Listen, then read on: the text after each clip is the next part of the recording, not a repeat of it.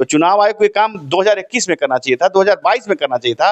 अब चुनाव का घोषणा होने वाला है, 3 महीने का समय बचा हुआ है। अब तो ये हमारे वोटर को हमसे वंचित करना चाहते हैं। बंधन धर्म का पालन यह नहीं कहता है कि आप आकर के ऑन कैमरा मीडिया के बीच में कोई बात बोले। चुनाव आया है, चुनाव के समय में अपराध के कुछ ग्राफ बढ़े हैं, तो कहीं न कहीं इस पे मुझे साजिश दिखती है। हत्या में शामिल और हत्या की साजिश करने वाला दोनों बेनकाब होगा।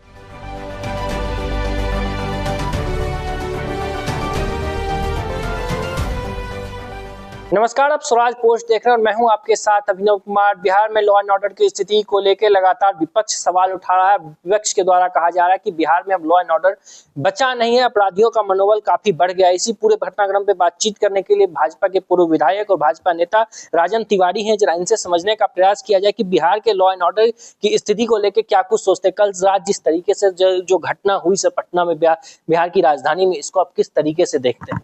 देखिए, घटना तो बहुत दुखद है जी। और खेमका परिवार एक बहुत प्रतिष्ठित परिवार और बिहार का उद्यमी व्यवसायी परिवार है।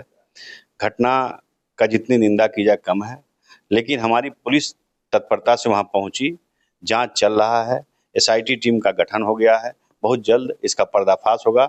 हत्या में शामिल और हत्या की साजिश करने वाला दोनों बेनकाब होगा। लेकिन सर, इनके परिवार के 2018 में इनके बेटे की भी हत्या हो गई थी। क्या उस समय इस जांच को अच्छे से नहीं किया गया जो आज ये घटना हम लोग को देखने को मिल रहा है? देखिए, उस समय घटना जो हुई थी गुंजन खेमका की, उनके फैक्ट्री के गेट पर, तो उस समय हत्या की जांच सही तरीके से हो रही थी और उसमें से शूटर पकड़ा गया था और शूटर पकड़ा भी गया था, जेल भी गया था और जेल से निकलने के बाद उस शूटर की हत्या भी हो गई।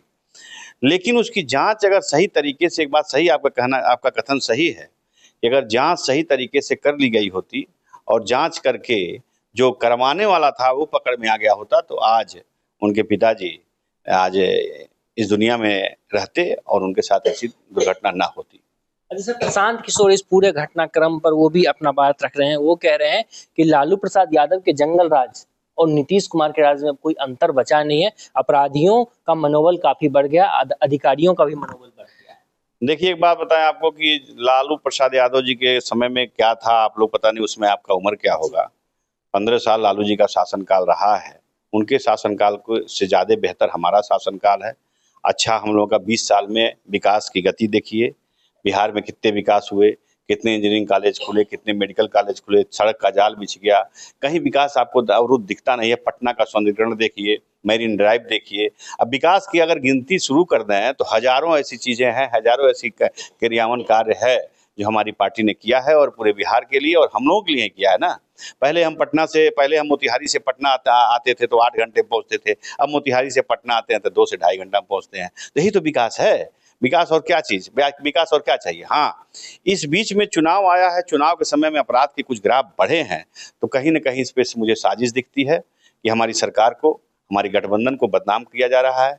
इसकी जांच पुलिस कर रही है और बड़ी तत्परता के साथ एसआईटी गठन की गई है और जांच करके तुरंत हमारे डीजीपी महोदय और हमारे वहाँ के पुलिस कप्तान पटना के जल्द ही इसका उद्भेदन करेंगे और सारे दोषी जेल जाएंगे और कड़ी से कड़ी सजा मिलेगी। एलजेपीआर के नेता हैं राजेश वर्मा, वो भी लगातार सवाल उठा रहे हैं। उन्होंने एक वीडियो जारी किया, उन्होंने कहा, क्योंकि वो आपके गठबंधन में है, उन्होंने कहा कि अपराधियों का मनोबल बढ़ गया। तभी अगर अपराधी इस प्रकार की घटना करते हैं तो सरकार की छवि धूमिल होती है और वो सवाल भी उठा रहे हैं। गठबंधन में वो भी हैं जी, गठबंधन में है तो उनको नीतीश कुमार जी से मिलना चाहिए, प्रशासन को के सामने जाकर अपनी बात रखनी चाहिए। गठबंधन धर्म का पालन यह नहीं कहता है कि आप आकर के ऑन कैमरा मीडिया के बीच में कोई बात बोलें। आपको बोलना है तो आप सीधे मुख्यमंत्री जी से मिल के आप कह सकते हैं, डीजीपी महोदय से मिल कह सकते हैं। ये तो टीआरपी लेने के लिए अगर कोई बोल रहा है तो ये अपनी सरकार की शिकायत कर रहा है तो ये अच्छी बात नहीं है। गठबंधन धर्म का पालन नहीं है।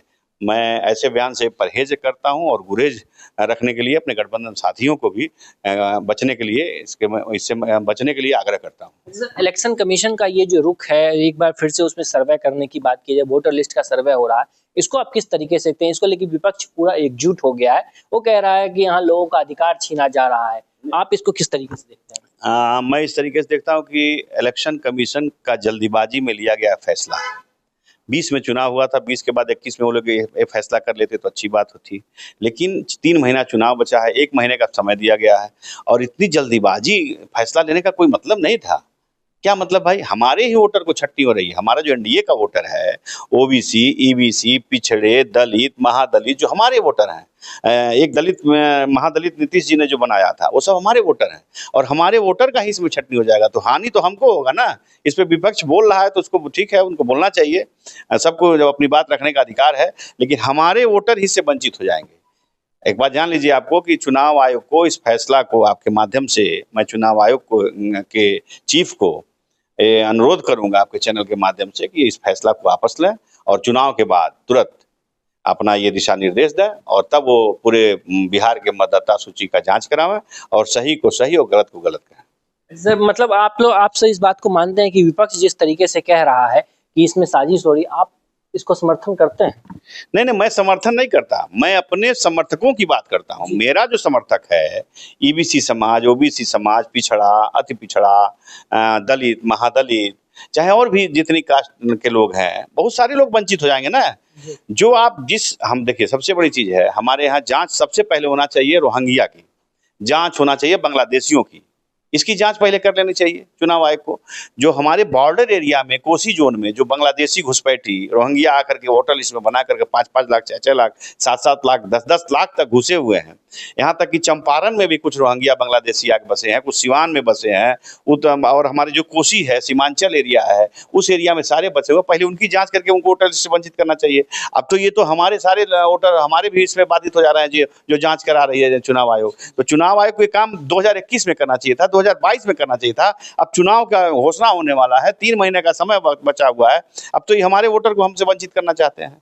अच्छा सर, अब कांग्रेस जिस तरीके से सलाह दे रही है चुनाव आयोग को, कांग्रेस कह रही है कि चुनाव आयोग को बंद कर देना चाहिए और जाके बीजेपी और आरएसएस के दफ्तर में बैठ जाना चाहिए। चुनाव तो आयोग तो उन्हीं के समय में भी था। टीएन शेषन जो चुनाव कराए थे, सरकार कांग्रेस की थी। ये दूसरे जितने भी चुनाव हुए सब में चुनाव आयोग अलग रहता है, उसका अलग कार्यक्षेत्र है चुनाव आयोग का।